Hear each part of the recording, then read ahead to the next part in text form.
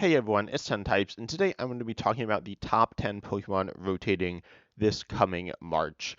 This is really exciting because rotation it's happening, and we're losing some cards. We're getting new cards as well. For this list, it doesn't really matter that we're getting new cards. For the trainer list, it did. And also check out that video on my channel. That video is pretty neat. I talk about the trainers that are rotating as well as honorable mentions. And I think there are a lot less trainers rotating, and I talked about more cards in that video as well. In this video, I'm going to be talking about I just have a top 10 and 3 honorable mentions. The other video, I had a bunch of honorable mentions under almost different categories. There are some cards kind of getting reprinted, and that kind of fit into categories that were kind of weird. So those didn't end up making the top 10. Here, it's just the top 10 best Pokemon. There are a few different criteria that you could kind of look at it from. One is how big of an impact are they having like right now based on the current format, and then also how good have they been in past formats. This list is primarily focused on how good they are now, but some cards that have been historically good for like a long time are going to be higher on the list potentially. I think the list is very reasonable, and this list was harder to rank than the trainers. The trainer list I feel like was pretty straightforward. But for both the trainer list and the Pokemon list, I think there's a very clear number one card, which I feel like you couldn't really argue about. I feel like it is pretty clear. I think for the Pokemon, there's one definitively best Pokemon that's rotating. In my opinion, it's one of the best cards ever. I'm kind of spoiling it a little bit, but it's a very good card. And then the trainers, there's another like historically dominant card, which was well, I won't spoil that. You can see the video if you have not, but the top card in that list is very good. Um, but then yeah, the Pokemon pretty much like the honorable mentions and then like the nine, like the bottom nine of the top 10, you could interchange. I mean, I feel like you couldn't interchange them like completely, but um, you could certainly change them in personal preference and comment down below what you think as well. Um, and if you change any, but overall, I feel like my list is very good, and let's just hop right into it. And so we have, as I said, 3 honorable mentions. We have Umbreon VMAX, first of all. Umbreon VMAX is a very powerful card in terms of its ability. Its attack is not bad, and it is a single strike card, and that's kind of partially why it's here. In addition to being a very good card that, in my opinion, has been a little underutilized, it is single strike. And as a bit of a spoiler, I don't have any single strike Pokemon on this list outside of Umbreon, I'm pretty sure. There aren't any clear single strike Pokemon that were amazing, even that good. Um, there are ones that were certainly good at times. I considered putting Houndoom on the list, but in my opinion, nothing quite got there outside of Umbreon, which has seen play in single strike and non-single strike decks. Um, it's a good card, right? It has its gusting on its ability, and it's decent typing, and it's been good. In my opinion, the best single strike card, but not quite good enough to make the top 10. Next up, we have Galarian Moltres. Galarian Moltres has its Malevolent Charge ability, allowing you to accelerate energy to it, meaning that it's very good. It's arguably one of the best single prizers in the game as a raw attacker because it's easy to power up. And that being said, it's only good late game, and there are some issues with this card. That's just what it is and what it boils down to. That being said, Galarian Moltres is it's very good. It used to be really good, and now it's fallen off some. However, additionally, it's pretty reliant on Clara, and Clara is also rotating, so in some sense that hurts it. Of course, a card like Umbreon or like a Rap Strike or a Fusion Strike card would be bad with all the cards rotating. But Galarian Moltres, I could see on this list, it's a very good single prizer, but single prizer just aren't great right now. It is okay in Lost Zone. You could even play it on Roaring Moon, but it's just not quite good enough to make the list. I wanted to put it on the list, but I couldn't bring myself to do it. And then, of course, we have Mew VMAX. Mew VMAX is a good card. Um, I imagine many people would put it on their lists. I don't think it belongs on the top 10 cards rotating though, or Pokemon rotating. It's certainly a powerful deck and it's good, but it's not top 10 material. I will talk about that later though, so stay till the end of the video. It doesn't belong on this list though. I feel like you could make an argument for it, but I don't think your argument would be particularly strong, as it doesn't have a ton of power behind it, and I'll get to that. But number 10 here we have Zoroark. This one I could have swapped out with one of those honorable mentions. But this card is weird. It's controversial. It's bad and it's also good. It turns into other stage ones. It's a toolbox style card that just has never seen massive success, but it's not been bad. It's been pretty decent since it came out. Honestly, it's probably been the best single prize deck outside of Lost Zone and in Snorlax for since it came out, or one of the best over that period of time, which is pretty impressive. I'm probably forgetting something. There's like Reggie's. There are some decks, but it's been decent. Um, it's not super powerful. It's clearly not like an amazing deck, but it's pretty decent. It's also hard to play, and it can be played in control, and that's part of why it's here. I like control, and control is an archetype that isn't usually very explored. People usually stick to people in general like to play easier decks, and control is generally not an easier deck. So Zorak is definitely a deck, or a card that could result in a deck that's like really interesting and nuanced. Sometimes people have teched it in, but usually if people play Zorak, they play like a Zorak based deck with a lot of toolbox options as opposed to Zorak plus some other stuff. People have recently been doing like Zorak plus Scizor, and that's actually been very solid as it is not super reliant on Zorak. Zorak is not very consistent because you need the basic to the stage one, like it's normal stage one, but then you need another stage one in the discard, and then you also need energies after you transform that Zorak. So it's pretty awkward to get a lot of value out of, um, but it can be very versatile and is very versatile and can be very powerful for that reason. We've also seen a lot of cards that help this, especially Reversal Energy. Reversal Energy has been super groundbreaking for Zoroark. I think it's kind of made Zoroark into potentially a very strong deck. It's a decent deck. I think some people think it's really bad, and it's not. It's good, but not the best. It's only number 10. Number 9 here, we have Gardevoir. This is another one which I was not sure where to rank. It has an attack and an ability, and they're good, but they're not amazing. But what is really good is it evolves from, or it's part of the Gardevoir line, the Gardevoir, Glade, Kirlia, Ralts line, which is really powerful, especially with the Gardevoir EX deck. And with that card coming out, Gardevoir EX, this Gardevoir deck has become, or this Gardevoir card has become a very solid part of that very good Gardevoir deck. It's not the most important piece of that Gardevoir deck. It's at best the third most important piece in its line. You have the Kirlia, which draws, and you have Gardevoir EX, which accelerates, which are both super good and super important. And then you have the Gardevoir, which is an attacker, an attacking option. And this card also kind of represents the other losses for Gardevoir. Looking at the Kirlia it evolves from, which is decent. In some sense, it can be very good, but it's not amazing all the time. And then you also have the well, there's a Ralts which evolves from. Actually, no, the Ralts evolves from is not good. Never mind, forget that. But there's Zacian V. Zacian V is the same attack. It can be looked at as almost the same Pokemon. It is different, but they're similar. Um, the Gardevoir EX deck is not dying with rotation. It will have to change though. I feel like this card belongs here. It's a good card, but um, it's not the best card. Gardevoir EX is a very solid deck, probably certainly top 10 deck. I imagine most people would say. I'm not sure if I'd say top 5, but it certainly could. I could see that argument. Um, and as a part of that deck, it's a bit of an annoying loss for the deck, and it's good within that deck.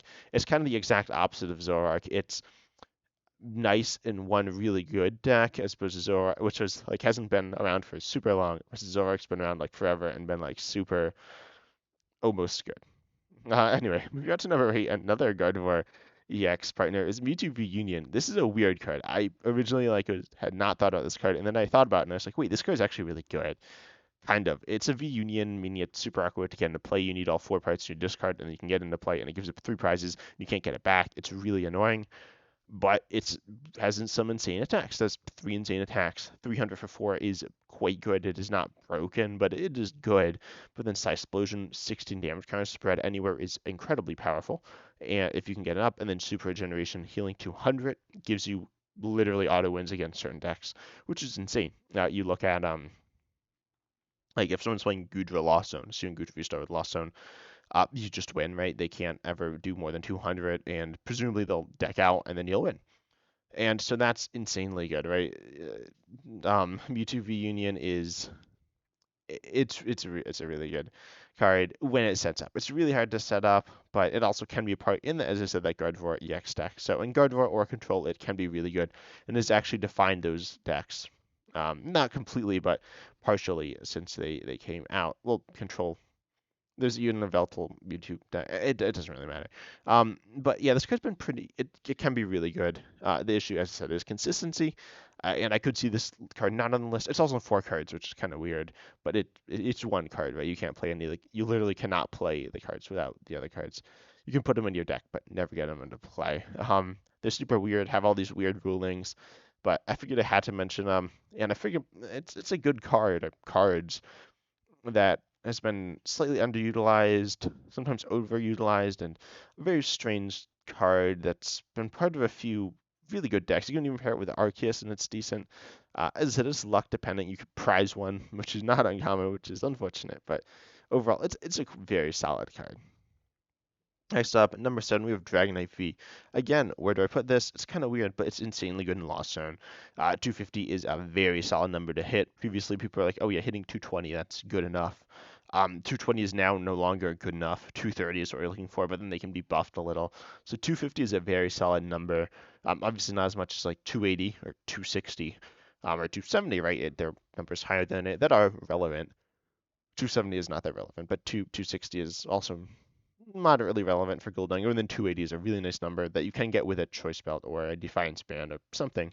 Um, so Dragonite V is potentially a very powerful card, and with Lost Zone, that potential has been more or less reached. You get value out of Force Seal Stone, and you're the best Pokemon V attacker in Lost Zone, potentially. Most likely. I mean, you hit the most damage. You do damage your own bench, which can cause problems, and there can be issues with this card. But for the most part, Dragonite V is one of the best attackers in Lost Zone. One attacker I don't have on here is the Kyogre from Celebrations, but it does work with that. I feel like Kyogre from Celebrations isn't an amazing attacker, in my opinion. I know some people really love it, but Dragonite V is quite good. I'm not the biggest fan of it, but I know it has its power because it does 250, which is a really great number to hit, or like it's enough. It's more than enough. And then its energy typing is also pretty good, with Water and Lightning becoming arguably the 2 best Lost Zone types right now. Now you could make an argument for Dark. You can make an argument, of course, always for Psychic as well. You can maybe even make an argument for Grass, but I probably wouldn't really buy into that. But its typing is really good. Well, its energy typing is really good. Its actual typing is really bad because you don't hit any weakness. But overall, it's a really fun card. It's a really powerful card and has seen play with Lost Zone. That being said, its raw power is kind of, or specifically its energy cost is kind of awkward. So if you look at it as like a card without the context of Lost Zone, is kind of bad. You could play it in Arceus as well, though, in Melanie toolboxes, and then it starts to look a little better if you have like Jirachi V Melanie toolbox, which you could run it in. It's decent in. That's not really a deck that's played, but it is a card. Number 6 here, Rapid Strike Urshifu VMAX now. This card is weird, but it's been really good for times, and I think it's the best Rapid Strike card. You could say Octillery, you could say Inteleon VMAX, and there's also Rapid Strike Inteleon, the single prizer, which is a card, but it doesn't deserve to be here, in my opinion. The Rapid Strike Urshifu VMAX, however, it's so good. It has the versatility to be able to be like a poke style attacker. You can heal. You can like combo with all the Rapid Strike stuff, and you also, of course, have the incredibly powerful spread with the Rapid Strike energy and Gmax Rapid Flow, which is a very powerful attack because it's insane.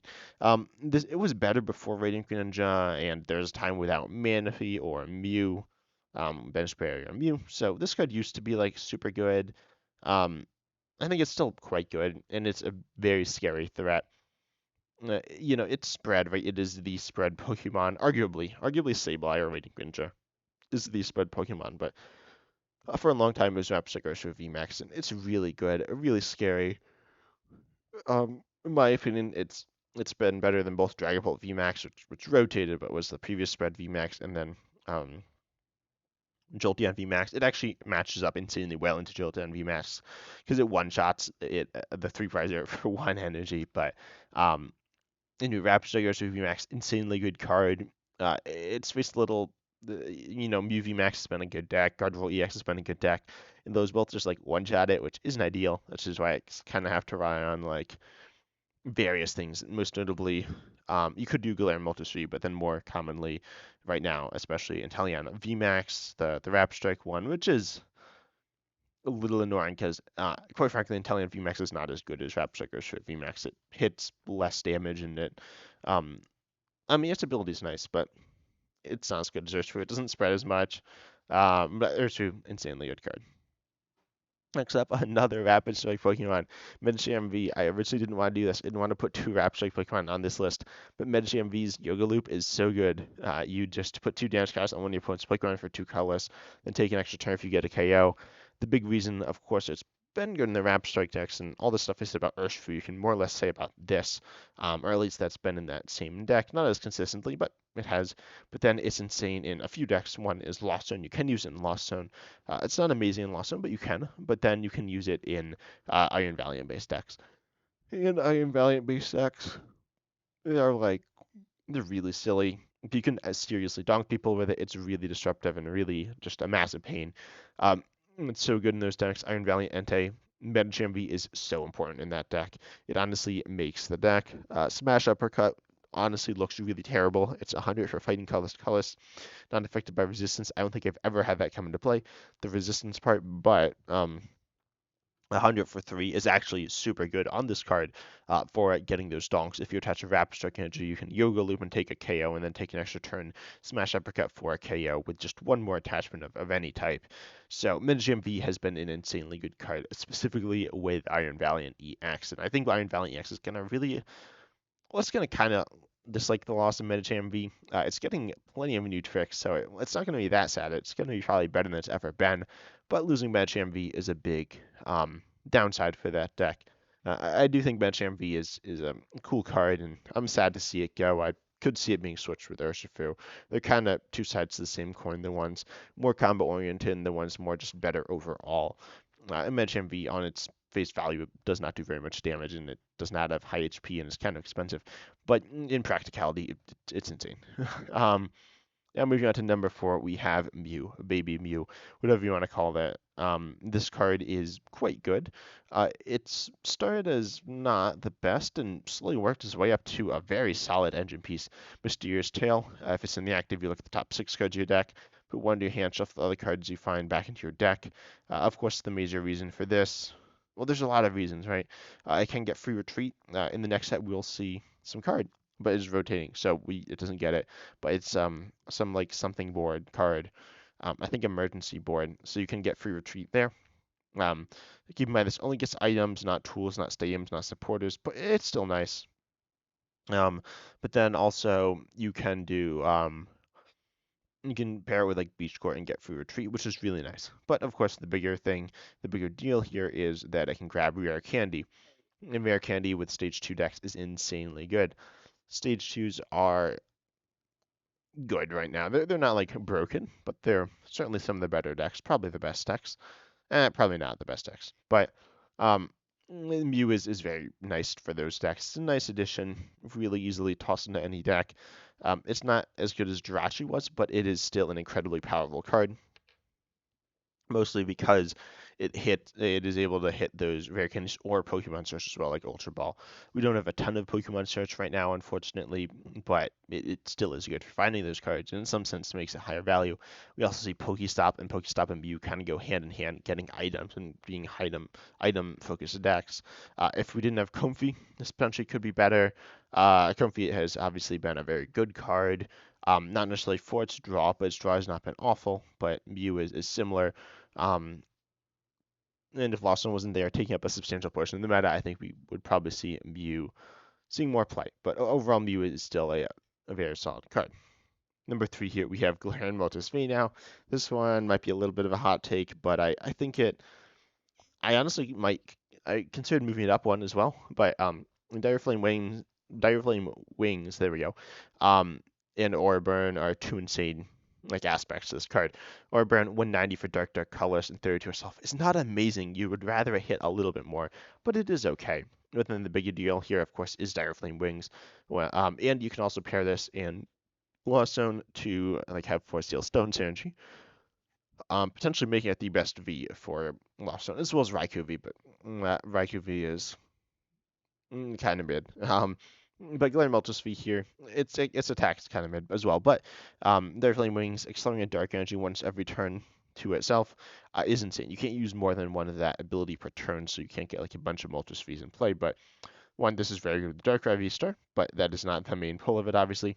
The big thing is its attack is okay. It is good enough a lot of the time because it's more or less free. It powers itself up. It's super easy to power up. And both Baby Glaring Moltres and Glaring Moltres V, they're so easy to power up. Baby Glaring Moltres is more awkward, but Glaring Moltres V is so easy, assuming your opponent doesn't have Path in play. You just get energy on, and then you're just hitting and one-shotting stuff or two-shotting stuff, and you do damage to yourself, but it's not a ton. And overall, it's a really great secondary attacker in Roaring Moon as well. And you can also use it with Energy Switch. You can use it with Thornton. I think Thornton's actually a really good use for this card. And so that allows you to just go ahead and take these very solid one shots on weak Pokemon or two shots on Pokemon that aren't weak or one shots on single prices, and you have a very low setup cost Pokemon, which is insane. Normally, you look at a card and you're like, that's good because it hits really hard. That is not the case with Glaring Moltres V. You look at Glaring Moltres V and you're like, that's really good because I don't need to commit many resources to set it up. And you can set up this threat without doing much at all, especially with a Pokemon like Radiant Greninja format. And Radiant Greninja is just stacking the energy with discard, or the discard with energy, said the wrong way around. We get a ton of energy in the discard with the Radiant Greninja. With research with Squawkabilly EX with Earthen Vessel as well. Earthen Vessel's been a nice addition. You do have Dark Patch. You can attack this turn one going second very easily as well. But overall, Glaring Moltres V is insanely good. It used to be super broken as well, and it's seen its fair share of weakness hitting as well. Because Psychic types are historically very good, and right now very good, and it's great against them. Number 2 here, we have Flaaffy. Flaaffy with Dynamotor is weird. Originally, this card was seen as a flop, but recently it's been, quite frankly, it's the only card keeping Miraidon afloat, in my opinion. I don't think Miraidon is a great deck. It has some potential, and Miraidon's not like a bad Pokemon. It's filled with decent Pokemon, but it's relying on Electric Generator, which is not the most consistent and certainly not the best. You can't play more than 4, right? So if each one is an average of like 1 energy, maybe it's a little higher, like 1.5, but I'd say it's probably like 1 energy. Flaaffy will get you a bunch of energy, right? And Flaaffy is super annoying. If your opponent instead chooses to go and gust it up, um, then they're not KOing your attacker, potentially with a lot of energy on it. So Flaaffy has, in my opinion, allowed the Miraidon deck to live. People previously played it with Regieleki, but had a big issue of just like losing if you didn't like you just like be winning for the most of the game and you just lose because you ran out of energy. Flaaffy gets the energy in play. It's so important for like recovering that energy in Miraidon. And like when I say Miraidon, it's not really Miraidon. The deck is Flaaffy. I think Miraidon is out of all the decks that aren't rotating. Obviously, BV Max is rotating, so it's not to survive. But a deck like Miraidon, I think, will be hurt much more than a deck um, like the Gardevoir deck. Despite the Gardevoir deck losing a lot more cards, Miraidon is losing the most important card in Flaaffy, which actually gives it a late game. Of course, it's just a very good card in general, Accelerating Energy. We haven't seen amazing partners. We, of course, saw Rayquaza VMAX, and that was not the best. It had some issues on account of being kind of terrible. So people kind of thought Flaaffy was a flop because Rayquaza was a flop, but it's not, right? It's a really good card. I haven't played with it a ton, unfortunately, but I think it's a really good card. Uh, it obviously gets a lot of energy in play, one for each Flaaffy, and it's a stage 1, so it's kind of low maintenance, played in these like big basic style decks with obviously Flaaffy as an evolution here. And the number 1 card though I want to talk about is obviously it's Genesect V, right? Genesect V is the best card in the game. I think in the beginning of the video I said it might be the best card ever. Its Fusion Strike system ability is insane. Once during a turn for each Genesect V you haven't played, you may draw until you have your hand is the size of your bench. It's kind of weird the way it's phrased, but if you have a full bench of 6, or if you have a full board of 6 Fusion Strike Pokemon, you draw till you have 6 cards in hand, which is insane. There's a card called Shaman V, or no, there is a card called Shaman V. There's a card called Shaman EX, there we go, that is kind of broken, like it's banned, so it's quite good, in Expanded specifically, because it let you drew till you have 6 cards in hand. The difference between that and a card called Crobat V, however, which also did the same thing, is you could use multiple Shaman EXs every turn. This was very good. You could potentially use 4. You could potentially use more as well. You could only use 4 Genesect Vs a turn, but use them every turn, right? So Genesect, like you can actually draw through your whole deck. You can draw, technically, you can draw 24 cards every turn. Obviously, that's kind of stupid because within 3 turns you'll have lost because you'll have drawn your whole deck. But that makes this card broken. Of course, you have Technoblast as well. So some of you may know a card called Zacian V, not the psychic one, but the metal one, not the one that's not the surviving rotation either, but the Zacian V from Sword and Shield base set, which had in its attack 230 for metal, metal, metal. Now, Technoblast is metal, metal, colorless, 210, little less damage. Also, you can't attack next turn. Same thing as Zacian. I don't remember if it's you can't use that attack, or if it, the Brave Blade attack, or if it was you can't attack. But in that case, it didn't matter. In this case, it does. You can't attack at all. But of course, this attack is not used on Genesect very often. It's used copied by Mew VMAX. And the reason Mew VMAX is not on this list, of course, because of Genesect V. Genesect V is the Mew VMAX deck. It's the Genesect V deck, more accurately, because it is the main attacker, like by far, and the main attack used by Mew VMAX, I should say. And then, of course, it's the draw engine, the incredibly broken. I can draw every card in my deck, draw engine. And is countered by Path, which is a big issue, but I mean, it's broken. It's super, super broken. It's Zacian V plus Shaman EX. It is so good, right? It is. This card is so broken. This is. It's a really cool card, in my opinion. Incredibly broken card. The Mew VMAX deck was never able to fully become anything other than Genesect V Max, pretty much. It's just like Genesect V Max. Because it does it copies the V for essentially one attachment, and hitting very solid amounts of damage. And then of course you have this insane draw ability. It's clearly broken. I think if anyone puts any card other than this, I honestly don't know if I no I know I was gonna say I don't know if this is better than Path. This is definitely better than Path. Um, this card is so broken. Obviously, it's only good in one deck. You could technically play it in other decks, but that probably wouldn't go too well. But I mean, this card's really good. Um, there's not too much to say about it, right? Other than it's pretty broken. Um, Obviously, it's tied down to the Mew VMAX deck, and it is important that Mew VMAX is a part of it. We also previously had Metal Saucer, so I think you could have done Metal Saucer Genesect V.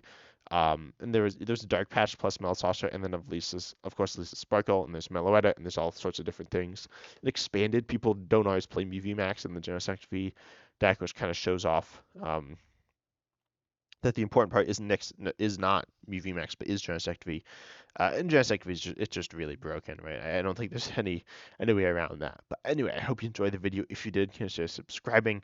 I'll be doing more rotation content soon, but I hope you enjoyed, and also like the video, comment your thoughts, all that good stuff. And I'm excited to see you in the next video.